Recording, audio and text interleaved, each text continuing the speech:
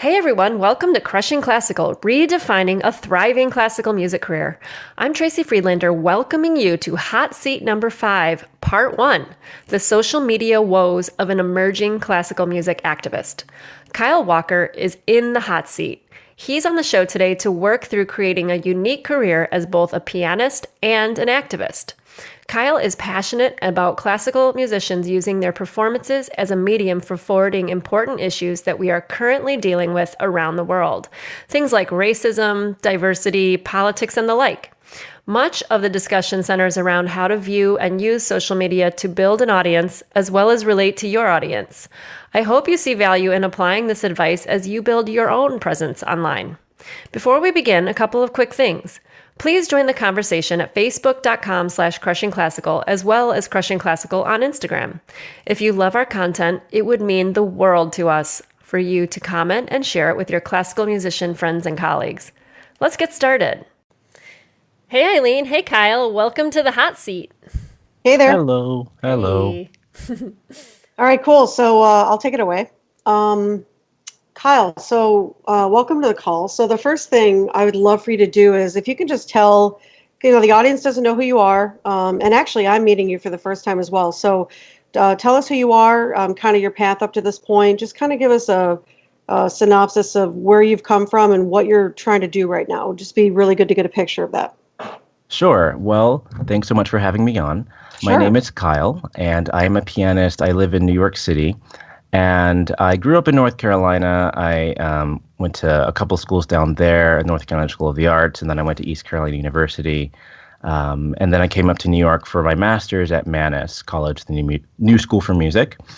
And when I was in North Carolina, I was basically going down two paths. I wasn't quite sure which one I was going to end up in, but I did a double major in broadcast journalism and also in piano performance. And so I went kind of more down the broadcasting route at first, and had a lot of internships for news stations and worked for one in particular in North Carolina for a little while. And kind of came to the conclusion that I was going to get burnt out pretty fast doing it. I really loved the art aspect of it, of making, stories come to life in a way for lots of people through video. But it was just, fast deadlines, high stress environment, kind of if it bleeds, it leads. So it's a lot of heavy stuff to be around all the time.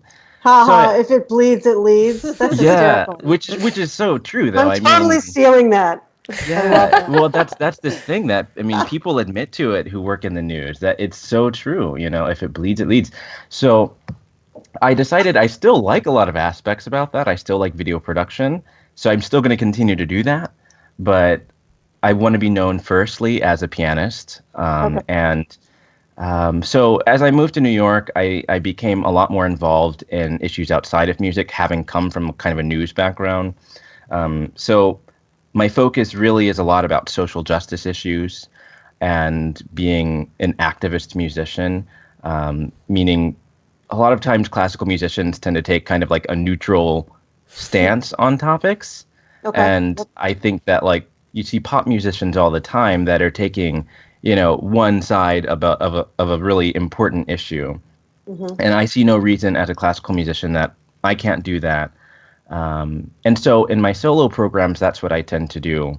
And for example, right now I have a program, a project called Bach to Black Notes, which I play the Bach Goldberg variations, but then I also play a lot of underrepresented composers, mostly of color, but not just of color, but composers that kind of have fallen through the cracks, and music that speaks to protests and to any sort of injustice, socially speaking.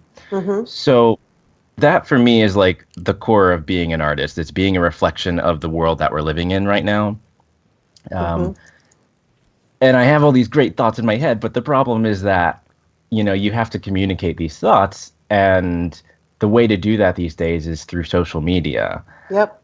And I remember hearing on one of you all's recent podcasts so much information that you were sharing about the way that classical musicians currently think about social media, and the way that we can probably transition into thinking about it in a much better way, that is to, change who you're following, which I did a lot of that stuff. I went and followed Pink Martini right after I turned off that podcast and everything. Sure. And Awesome. and I see a lot of really great influences, but it's just so hard to be the one to actually come up with something and feel genuine about it. So, and this, practically speaking, this is just, how do you come up with a good post that actually is genuinely interesting? That's not like super, like, I don't want to cater something towards one particular audience just because I know it's going to sell necessarily. I want to be true to myself. But at the same time, there's always that risk of kind of marginalizing yourself. And if you take a stance, which that's the risk, but if you take a stance, suddenly you're cutting off half of your potential audience. And what would be an example of where you might cut off half your potential? Would that be like, oh, I decided I'm a Trump supporter, and so I'm going to cut off half of my, is that what you're saying? Is it like that? Or Sure. Is it, or taking a stand on an issue, like taking a stand on, I'm against what happened in Charlottesville, so therefore, and there's a whole side of people that are not against it, and so therefore I'm alienating my audience, kind of a thing? It's partially that. So that's definitely part of it. I think that when it comes down to it, it's coming up with the right thing to say that feels genuine, I guess. And on a personal level, I don't write statuses like ever or anything like that. So I'm not the type of person that's going to go and share my opinion online about Charlottesville. But if you ask me in person, we'll have an hour-long conversation about it and get super deep into it. And I'm like totally into that. But I know that that's not super sustainable, that people need engagement. I'm not able to talk one-on-one with everybody in my audience. Okay. So, okay. Yep. Okay, this is really good. I get. And what also, you're saying. I think you were hitting on it with kind of trigger words. That's kind of where a problem lies too. So, for example, in my bio, I have something about me being a social justice advocate or something like that. And I've had a couple of people after performances come up and say, "Oh, so you must have been a Bernie supporter." And it's like, "Oh, well, I was." But of course. I know, I was, but that's not actually important. Right, exactly. Exactly. Right. Because and how we are right now in this world is very divided. If you're not a white supremacist, you must be part of the anti-fascist movement. If you're not Republican, you must be liberal. Right. And it's trigger words. Yeah. That's where that's kind of where we are, right? It's a really interesting time to live because we have never been more divided on opposite ends of the spectrum. Right. Mm-hmm. Don't you guys agree? I mean, absolutely. No, I am not a Republican and I am not a liberal. I guess you would call me an independent because it depends on the issue. But automatically, if I were to say anything against Obama, automatically I'm a conservative Republican. Right. Automatically. I know. Or if I say anything against Trump, automatically I'm a bleeding heart liberal snowflake. Right. I know. And they label and everything is so black and white, right? Yeah. Exactly. And so this is so I think I want to address, you're making some really good, you've got really good questions of like the fight, the inquiry that you're in is a really good one. So I'm really glad you're talking about this because it opens up a conversation that really kind of, Tracy and I are always talking about how themes keep coming up every week. It's very weird. Yeah, it is. And it's really timely that you should be showing up on this call right now because we're having this very conversation about what's happening. Like we're getting a lot of people coming out of the woodwork asking us about social and how do I handle social? And this is, it's very similar to what you're bringing forward. Yeah. And I wondered it for so long. When I first started Crushing Classical, I was like, okay, now what, and it took me a long time to figure it out. Not that I have everything figured. I don't think anyone ever figures it out. That's the thing about it, is that it's not like a figure-outable thing that you can just come up with the master solution and then apply it and it's boom, fixed, Right. Yeah. And so it's a really good point. And so a couple things. First of all, I have so many things that I want to say. So I'm going to let this, instead of getting overwhelmed by all the things that I want to say right now, I'm going to just let this conversation evolve. And I'm going to start in one spot, which is, I want you to consider giving up. I want to be known first as a pianist. Interesting. There's nothing wrong with wanting to be known as a pianist, actually. There's nothing wrong with that. And it's almost you're forcing your point of view, and you're not allowing your life to evolve where it wants to go. Mm-hmm. Does that make sense to you?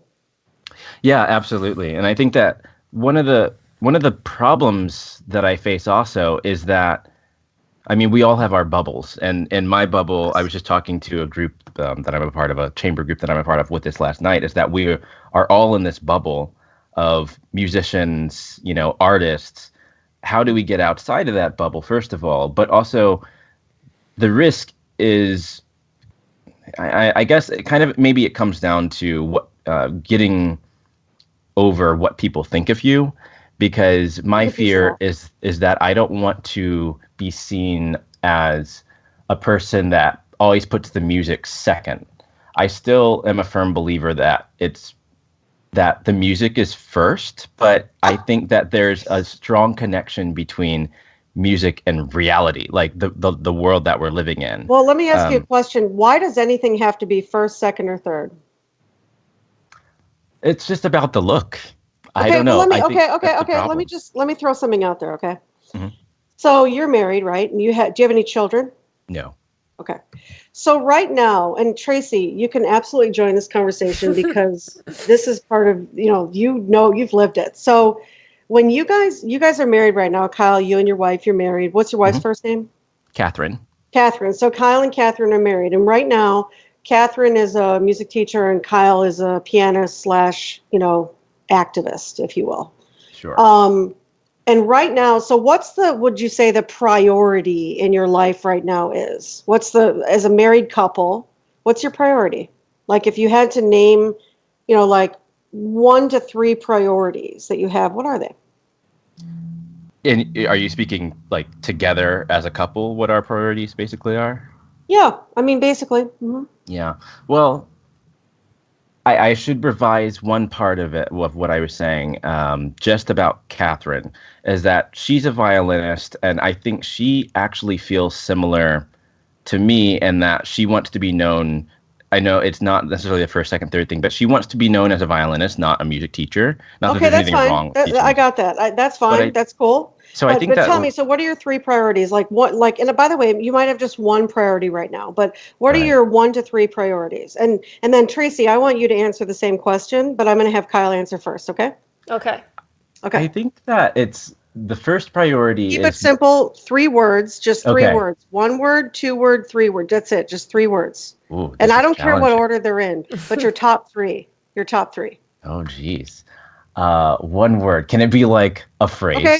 I'll do mine for you. Okay. Okay. Yeah. Mine is my top 3 priorities right now.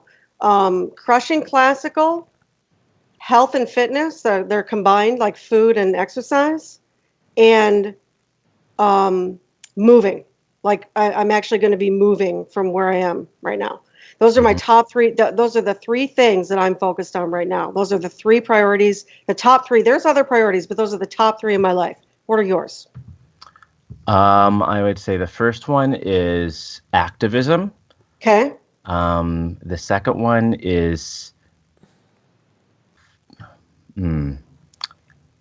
I feel so guilty about it, but I want to say financial stability. Okay, financial stability. So money, earning money, good. Yeah, and for some reason, I still feel guilty about that. Not wanting money, but putting that at the high end of my priorities. And you've been taught that you're not supposed to want money. Exactly. Yeah. Okay, and what's your third one? And the third one is having a. It's a weird one, but I guess having a wider audience. Okay, so growing an audience. Yeah, like getting out of my New York bubble. Great, perfect. Okay, so those are your 3. Tracy, I want you to, I know this is kind of hard because you now have a child, but I want you to put yourself back to when you and your husband got married. What were your 3 priorities, would you say? Okay, so pre-Violet, because now she's my big priority. Right. But, so way back then, okay, you mean like when you first got married? When we first got married. Oh. First 3 years of getting married, because you guys had Violet in what, year 5, 4, 5? Got married in 2008 and she was born in 10. Okay, so for the first couple of years, what was your priority? I'm talking pre-kids here. What was your first priority? Or first, second, third, sorry. And by the way, I don't care about the order. Just give me your overall three. Okay. And I already know what they are, by the way, and you probably don't, but I totally know because you've told me these stories. Yeah, like I love that you know it already. I totally know what they are. Do you know what? Back then, Yeah, be honest. um, What was it? my I prior loved your priorities back then, just so you know. you loved them? Yeah, I thought they were great. Um, Back then, I had a huge priority for learning as much as I could about alternative health. So I was Okay, alternative health. Great. doing a lot What's of another one? research. Good. What's another one? Um, I was still taking auditions, so I think that was a big priority, Okay. and also financially contributing. Okay, and there are some other were some other priorities there too, which may not be in your top three. But I know like you and David used to be like the social team Oh yeah, for for North sure. Carolina Symphony. So Yes. you'd like ringlead all the social events Oh, right after the totally. concerts We and had stuff. So that was a parties. We always yeah, had totally, parties, and we were like, exactly, yeah, we yeah, and basically also started that. exactly, and they used to travel a lot. So like when they had time off, they used to go to fun places. Do you remember that? Mhm. Oh yeah, I remember those Remember days. that? Like you had all kinds of. Do you remember all this? Okay. Yeah, So what's the point of this? You guys are probably going, where is Eileen going with this? Let me tell yeah. you where Eileen's going with this. So you are, well, there's a number one thing and there's a number two thing and there's a number three thing. What I'm trying to show you is when Tracy brought Violet into the world, Violet plopped to number one and she's been number one ever since. Right. You must understand that life is not about putting things in order, number one, number two, number three. Life is about shifting priorities. And if you can get comfortable with shifting priorities, you will be much more successful in life. Hmm. Do you mean that like right now my priority is this? Like let's say right now my priority is more Violet because she's only 7, but as she becomes a teenager, she will be more self-sufficient and might not be I mean, she'll always be a huge priority, but maybe that's a bad example. What about like But right I now? mean, I'm just using it as an example. Look, as she gets older, yes, I'm not saying she's not going to not be, she's always going to be in your top three, but it's going to shift because her ability to care for herself is going to change. Exactly. That's going to Right. change. And so you're saying, I want to be known first as a pianist. It's like that would be like Tracy saying, well, look, there was a time when horn playing, and I don't know where horn playing is now for Tracy, but there was a time when horn playing was absolutely in the top three, and possibly it was, when she didn't have a child, it was number one. When she had a child, it moved to number two. Mm-hmm. Hmm. You see what I'm saying? What I want you to get comfortable with is shifting priorities and letting that happen. Hmm. Letting that happen. There's Yeah. nothing wrong with that. There's nothing wrong with deciding that, for example, like you talked about guilt earlier, there's nothing wrong with deciding that money is number one for you. Hmm. Because when money is a problem, it kind of touches everything. Right. So creating income, it has to be there was a time, Tracy, do you agree, that money was a number one, like generating an income that you could live on was a number one priority? Yeah.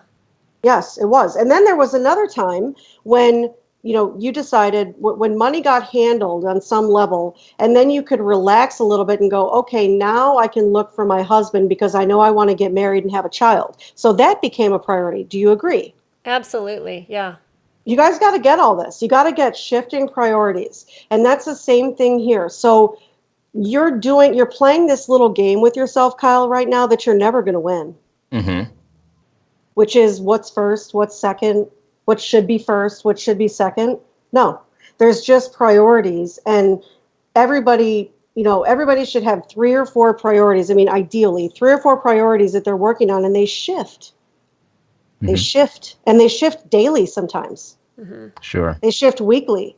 They shift, you know what I'm saying? Sure. And They sometimes I shift. think about it in terms of seasons as well, that like I mean, certain times of the year, you can expect more of one sort of gig or something like that. So, Sure. I mean, for example, August is as I'm finally now in a year that I'm kind of able to predict how certain months are going to be. Like I kind of know that August is going to be a pretty dry month Yeah. because, lots of Correct. students are taking their last vacations. Um, I'm traveling a lot myself. and it's just like performances, seasons aren't really going yet. And so it's like in that way, I know that this is a season that I am thinking more about my social media presence or something like that, rather or versus, maybe in the month of March, I'm like, this is a season of practicing or something like that. Sure, and that's how it's going to be. Like that's really what I mean by shifting priorities. So I just want you to embrace that concept. I want you to embrace this whole thing, and I would love for your wife to embrace it as well. I want to be known as. What if you just be who you are and you're known for whatever people decide they're going to know you for? Mm-hmm. Why can't they choose? Why do you have to choose? Why do you have to decide what you're first and foremost in someone's mind? Why is that so important? Yeah, I guess it's a risk. There's always a risk to it, and in the sense What's the risk? Well, so let me give an example. This morning, I woke up and was looking at my Facebook feed and saw two different videos, both about the Houston hurricane is happening as we're recording this, sure. and the Joel Osteen church thing. Yeah. I saw this one video that was an interview of Joel Osteen talking about how, because he's been getting criticism for not letting people into the church during the hurricane. And he was saying, well, I didn't want to let people in right away because there was flooding nearby, and I didn't want to put all those people at risk. And then I saw another video right after it from another media outlet that was basically coming at him, just criticizing all of a sudden, like, oh, this guy that's mega church, makes all this money. Of course, he's not going to let people in his church for free because it's all about selling a product and all this kind of stuff. Mm-hmm. And it's like that kind of, it was interesting because generally I would probably come at it from that second angle, but because I heard him speak for himself first, it kind of made me think, oh, why are they so against him? He clearly laid out something that makes perfect sense. Yeah, I mean, look, the dude is not a bad guy. I mean, I knew. Yeah, I would like to think he's not. That it was nonsense. I've seen him interviewed, and he's a good human. Yeah, I would like to think that he is. I would like to think that everybody has some good. Yes, he's a good human. Yeah. But it's like if I didn't hear him say that, my view would have been shifted by what all the criticism was saying, and. That's right. That's always the fear, is that if you don't come out there in the first place and state who you are, somebody else is going to say it for you, and it may not be in the most positive way. And this is going to happen to you for the rest of your life, Kyle. Mm-hmm. Yeah, what happens if you would have seen the other video first? You couldn't control which video showed up first in your feed. That's right. I mean, you could have watched the other video first and decided Joel Osteen was a loser, and then you could have watched his video and gone, yeah, he's a liar. Mm-hmm. Mm-hmm. Do you know what I'm saying? And I'd like to bring up Pink Martini right now anyway, that we're talking about this sort of thing, because lots of people probably have different views on what they do, depending on their own experience of the band, Mm-hmm.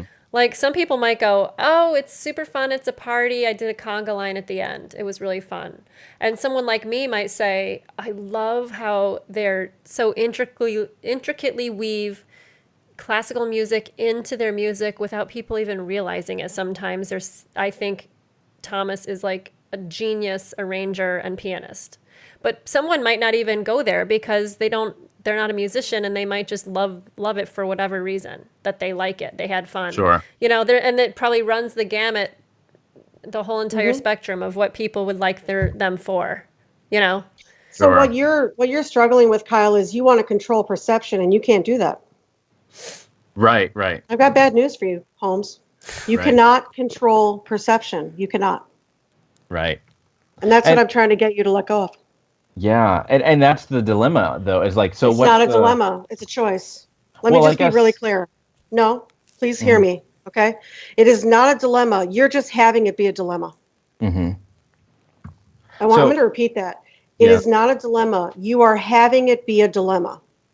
What's really unfortunate about this, and I see this all the time, is instead of going out there and being who you are, you're in a room locked inside trying to figure out how to control the perception. And all that time that you're spending doing that, nobody is getting your gift. Right. And by the way, Tracy and I dealt with this for a really long time. One of the things that is, and listen, I deal with this now because I'm the most, verbal of the two of us. Let's just call it verbal. Okay. So, and listen, there's a lot of people who probably listen to the stuff I say, and they go, I mean, I can't tell you the number of times people have said she's too intense, she's too overbearing, she's this, she's that, she's this. But I can't control the perception, because what's over here is a good human who gives a damn about people. And my only job is to wake up every day and give a damn verbally, in my writing and everything that I do. That is my only job. I cannot control what people think of me. Mm-hmm. They're going to think what they think. I have to get my work out there. Right. You understand? So what I'm inviting you to do is get more interested in making a difference rather than controlling perception, because that's what you're trying to do right now. Right. And you're making it a dilemma instead of doing your work. Sweetheart, do your work. Right. Right. So how does that... Oh, sorry. I was just going to say, and you brought up earlier that classical musicians don't want to speak their minds like pop artists often do. And I agree with you. That's this polite thing that classical musicians do. It just exists. They don't want to say anything for fear that they'll say the wrong thing and someone won't hire them, and then other people won't like them, and then their career will be ruined. Like this whole story that we make up about how we're perceived and how we have to be careful to make sure that nothing ever gets perceived in a bad way. Listen, I was a freelance musician in Chicago, freelance horn player, and it was fun. But I'll tell you what, there's some people there who've been there for, more than 2 decades, and they still fear that if they say the wrong thing, they're going to lose their best gigs. They live like that, and they're afraid to say their minds, even if it's something that's not even controversial. They just opt out completely, and that's what most musicians do because they're afraid. Yeah, most musicians have opted out, which is why we don't see classical musicians on Facebook or social very much, unless they're posting selfies, because it's so much easier to post a selfie with no opinion, so nobody can get mad at you. That's why the selfie musician exists, because it's how classical musicians are handling the fact that they can't go against they can't handle criticism. So they just avoid it entirely. I mean, that is the entire movement of the selfie classical musician. That's what it is. So how do you start making a change, as you're talking about, like kind of social media presence, and I guess opening up is what it comes down to, and not really, because I guess naturally, like I don't feel like I'm the type of person that is going to write statuses out on Facebook, but I feel like there's no reason that I shouldn't, because I have thoughts inside my head. It's not like I'm not thinking anything about it. So here's the thing. So one of the things you mentioned, I took some notes earlier. So, you want, you're a pianist, you want to there's a focus you have on social justice issues or being an activist musician. So I think what the opportunity you have is to lead a conversation for being an activist musician. So in other words, I'll just give you an example. So when Charlottesville happened, you lead a conversation about it. Look, you can, there's 2 sides to you. There's the pianist who created Bach to Black Notes, and you are expressing your own activism through your playing and performance and whatever. So that's one side of you. And then there's another side of you. This is part of what you can do on social media is there's another side of you that is an activist and believes in music activism, believes in using music to be a reflection of what's going on in the world, as you said, right? And so pushing that agenda, not pushing your agenda as an activist, as whatever you want to be an activist about in your music, but pushing the agenda of, hey, if you're a musician, this is your job, is to use your music to speak against. So, something in Charlottesville comes up and you see a post about it, obviously that's over now, but when that comes up, you post a picture or an article or whatever, and you speak to it, and you say, as a musician, how can you speak your mind about this through your music? In other words, you're leading that conversation for activism. Your agenda is, I want to create more music activists. Right. That could be your platform. Yeah.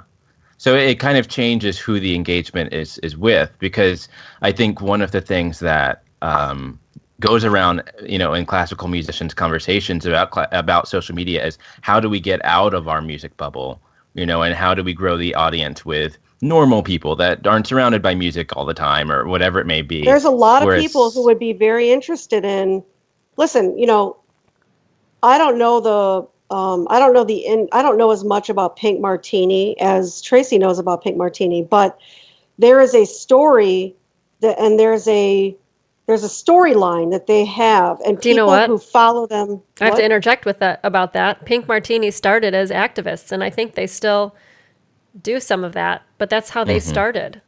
Mm-hmm. Yeah, and then they became whatever they are today. They evolved. And so this is what I'm saying, though, is that it's your audience, like people will come to hear your piano, like your piano performances, as much to hear the angle of activism as they do to hear your playing. And that's why I'm trying to get you to give up. I'm a pianist first. Mm-hmm.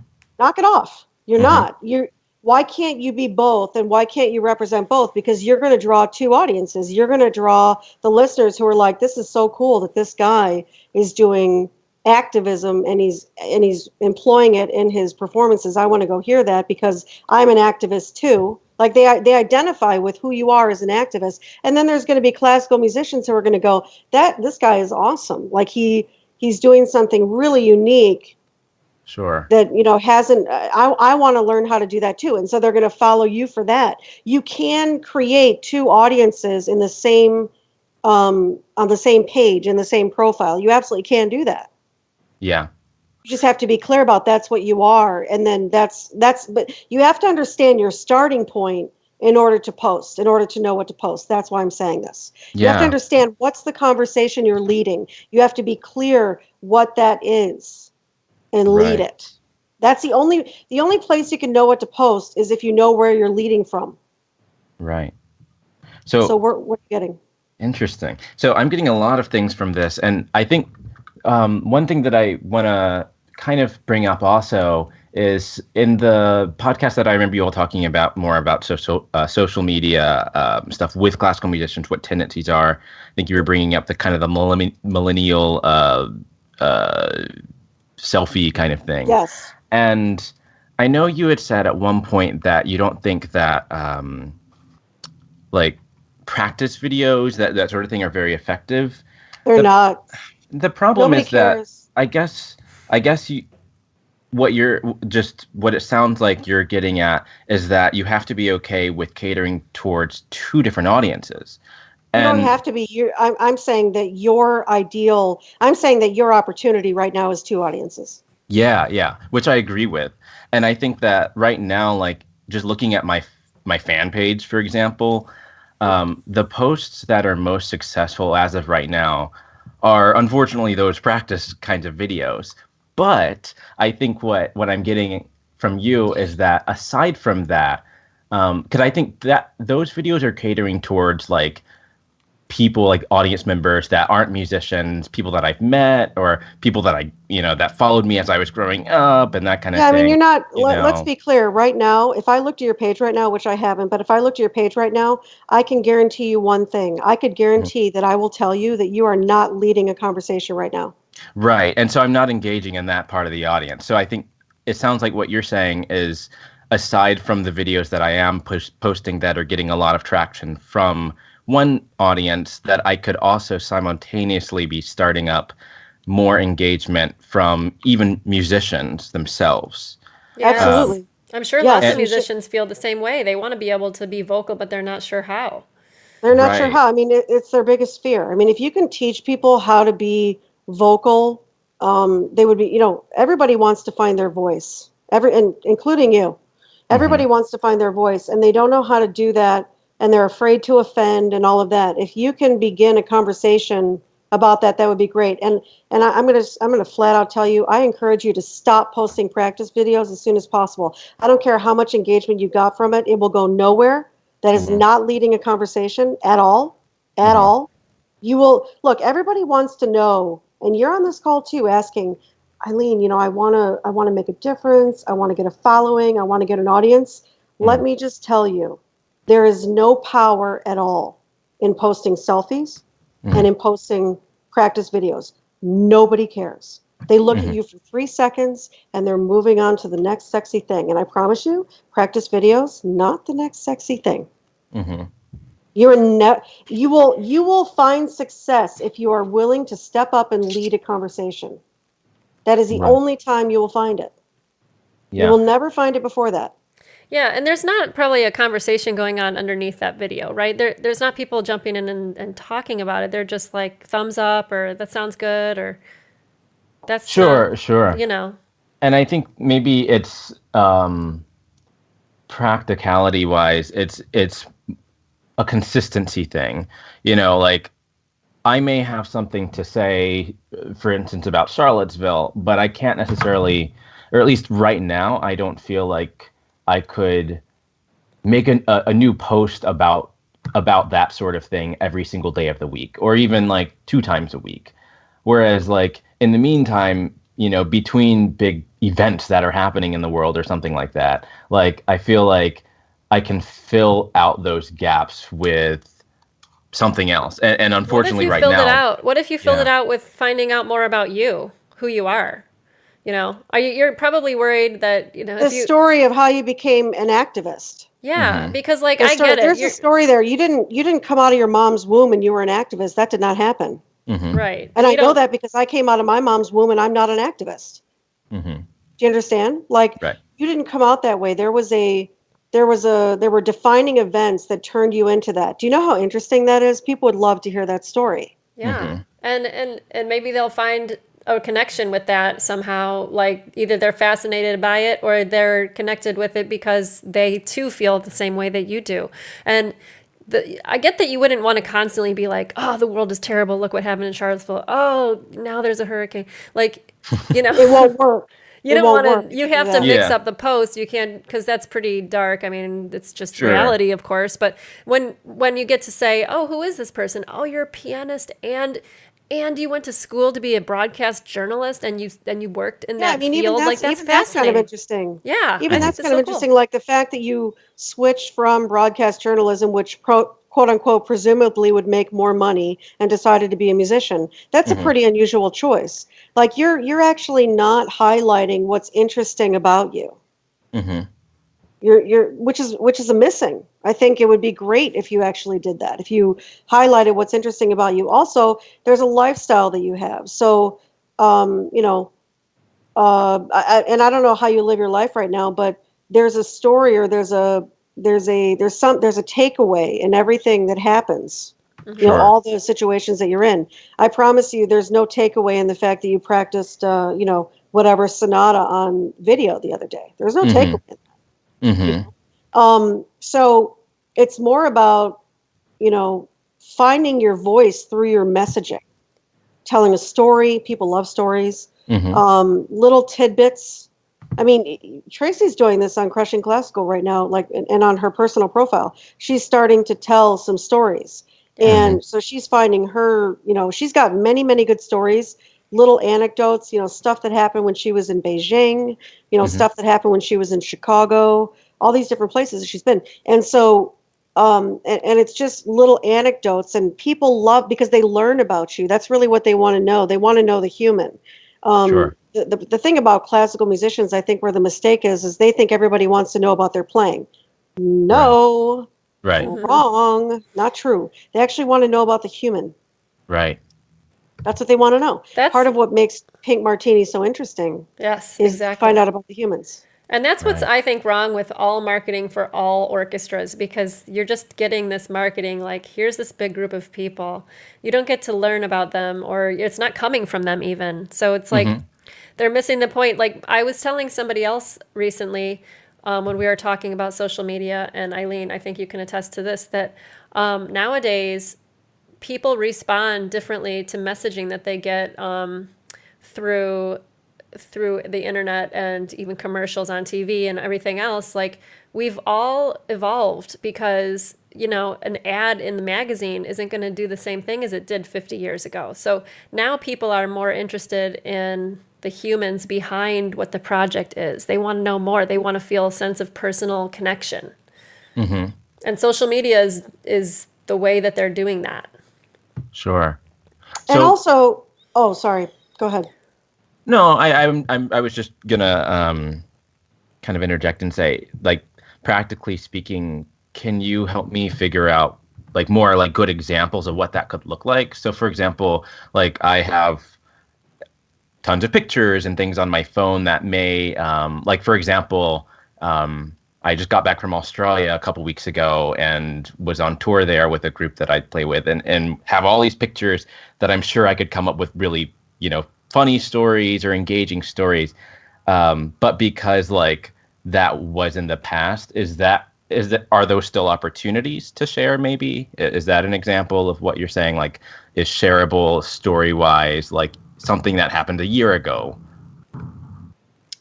Because I think part of the problem for me is I feel like my life just isn't interesting enough every day to be able to say like, this profound thing happened to me. There's a great story out of it. Like, that's so interesting because you sound like Tracy right now.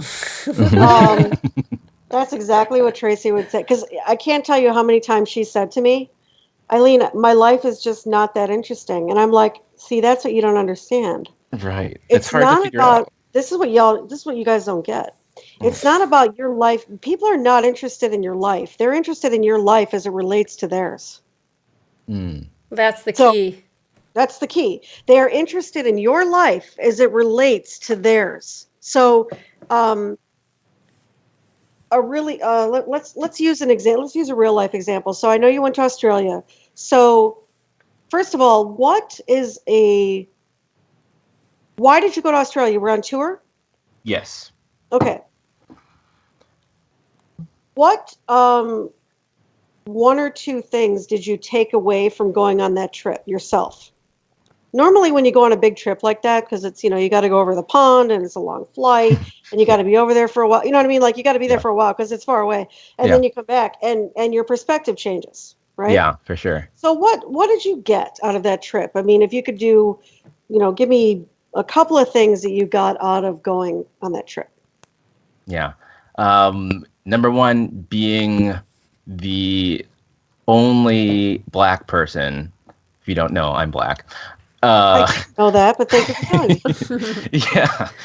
But being like the only Black person pretty much anywhere around in at least rural Australia is nothing like being the only Black person around in rural America in the most positive way. Such a great post. I have no idea what that is like. You have no idea what a phenomenal post that would be. I'm already in love and you didn't even finish your sentence. And you know what? That makes me think of something too, because when I lived in China, I was literally gawked at all the time. Yeah. The cute little white girl with the blonde hair. Hey, right? dude, I was big there. Like the celebrity. No, not big like a celebrity. I mean like tall. No way. Are you serious? You're like a little shorty. I'm 5'2". But I towered over most people. That's crazy. Yeah. Okay, good. So awesome. So this is and Tracy could tell a story about that. Actually, she's got some really great stories. The massage story is my favorite one, but I digress. Okay. But listen. So so that's one takeaway. What's another one? Did you get anything else from your trip over there? That people are really interested in this is partially the group that I'm a part of it in our whole mission, but like it was really telling that people aren't coming because of the music. They're coming because of an experience that they want to feel. And that has a lot to do with like the venue. So for example, we performed inside of a cave, and at least I think that people came because it was inside of a cave, not because we were playing Philip Glass. Like we were playing inside of a cave. That's so cool. And so I think that a lot of it is just, I was learning about performance-wise, it's a lot more experiential than we give it credit for. It's not just about we were playing this Mozart concerto or whatever. Like, okay. So that's another thing. Now, can I ask you a question? Since you went over to Australia, I have a question. So, I heard that in Australia they don't tip. Like that's not their thing. That tipping is not a thing there. It's here, but it's not. Is that true? I think it is true. Okay, and did you experience that while you were there? Yeah, I did. I guess it didn't stick out to me so much, but yeah, I did experience that. Okay. And how about what were the people like? Like, what was the difference for you between Australians and Americans? People were so friendly, like Friendly. everywhere I That's what went. I've heard. Even Yeah. though I've like, because the thing was, I went into it hearing from other people that it can be fairly racist slash prejudice. Because you're black or because you're American? Because I'm black. So Okay. and I talked to a lot of people about their thoughts about Americans, thinking, oh, people will hate Americans, and they were like, no, we don't really care. Like we hear American culture everywhere, so we're used to it. But particularly as a black person, I was thinking, oh no, I'm gonna have these situations that's probably like what the civil rights movement was like in America. But I didn't experience anything remotely like that. And I'm sure it depends on where you are. I mean, maybe Sure. like I can't Sure. say that other people haven't had that experience. But being in a rural area at one point, I did not feel like being in a rural area in, the South of In the South, America. yeah, absolutely. I think if I was a black person and I was in the South, I would have concerns. I'm not going to lie. I would absolutely have concerns. And I mean, I grew up there, so I'm not like just saying it from an outsider's Sure. perspective. Like I mean, Sure. I'm going there again tomorrow. I'll be in North Carolina, so I'm like, I Right. know what it's like in the country down there, and it's like it's not. Absolutely. Yeah. Yeah, they still, they freely use the N word and blah blah blah, right? There's still people who do that, right? There are. And Yeah. so this is what's cool though is you can also speak to that. You can speak to this is what I was told, this is what I expected, this is what I got. And so there's a race component to that. There's a perception component to that. A lot of what activism is about, part of this is you really getting clear on the higher context of activism, which is it's based on perceptions, it's based on strongly held beliefs, it's based on conditioning, like how you grew up, right? Mhm. If your dad used the N word, you probably use the N word. Sure. You know what I'm saying? Like that's just a reality, right? So it's understanding the different, I'm going to call categories. I like to tell people about social media. Figure out what your categories are to talk about. So and then inside your life, you have examples that you can illustrate those categories, Mm-hmm. right? So inside social activism, and then there's also, there's the activism or the activist side, the leading an activist conversation and saying to musicians, hey, listen, activism, being an activist, this is what you should be doing with your music. I mean, that's really what you'd be saying is this is what you should be doing with your music. This is like you're standing on a wall and saying, I do this with my music and I am inviting you to do this with your music, like actually being the ringleader of that conversation. And then there's the other side of it where you are an activist and you are doing Bach to black notes, right? Yeah. You're actually being it and you're leading it. You're leading it and being it. I'm not telling, and by the way, none of this requires that you spout out your opinion on Charlottesville on your page. Sure.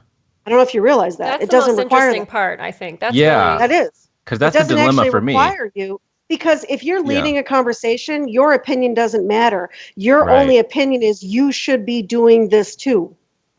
Yes. Does that make sense? Absolutely. And that's what speaks to me most, because I always feel so inclined to have some sort of unique stance on this issue that hundreds of other people have already spoken about. Like, what am I going to add to the conversation? And actually, that's not even what you're promoting. What you should be promoting is you should have a stance on it. You shouldn't have no stance. You should have a stance. Yes. And you're avoiding having a stance. Your stance isn't listen to my stance. Your stance is you need to have a stance and communicate it through your music, buddy.